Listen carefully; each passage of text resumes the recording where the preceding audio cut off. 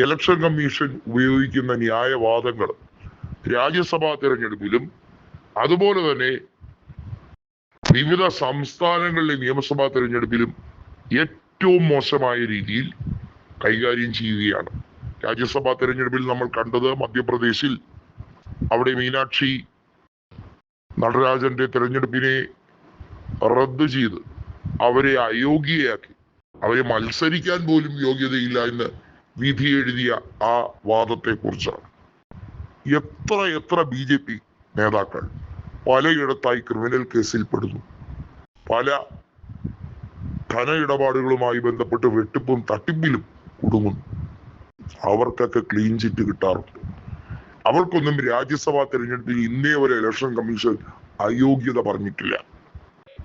അർദ്ധരാത്രിയിൽ പ്രധാനമന്ത്രി നരേന്ദ്രമോദി തന്റെ ഉറ്റ ചങ്ങാതിയായ അമിത്ഷായെ വിളിച്ചു വരുത്തി ഒരു പ്രഖ്യാപനം നടത്തുന്നു. ഇലക്ഷൻ കമ്മീഷൻ അധ്യക്ഷനായി ഇന്നു മുതൽ ജ്ഞാനേഷ് കുമാർ ചുമതല ഏൽക്കും. അന്ന് തുടങ്ങിയ പൂരമാണ്. ജ്ഞാനേഷ് അമിത്ഷാ എക്സ്പെക്ട് ചെയ്തതിനേക്കാൾ ഒരുപാട് BJPക്ക് വേണ്ടി ഫേവർ ചെയ്തു കൊടുത്തു.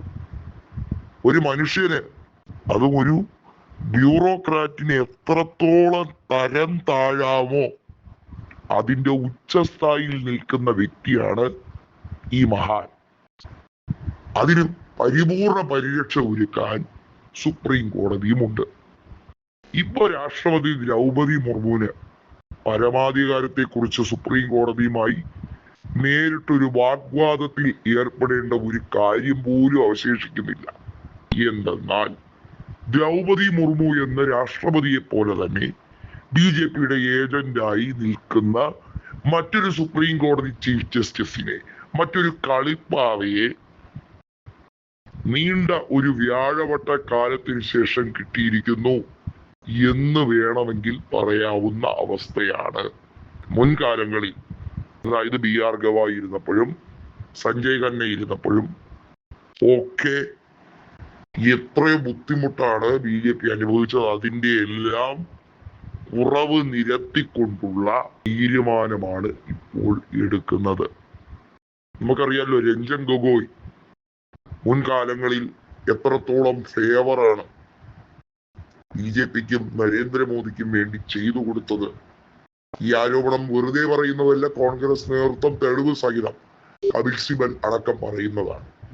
അതിന് രഞ്ജൻ ഗൊഗോയ്ക്ക് തിരിച്ചു ചെയ്തു കൊടുത്ത ഫേവർ എന്തൊക്കെയാണ് എന്നുള്ളതും വസ്തുനിഷ്ഠാപരമായി പരിശോധിക്കപ്പെടേണ്ടതാണ്.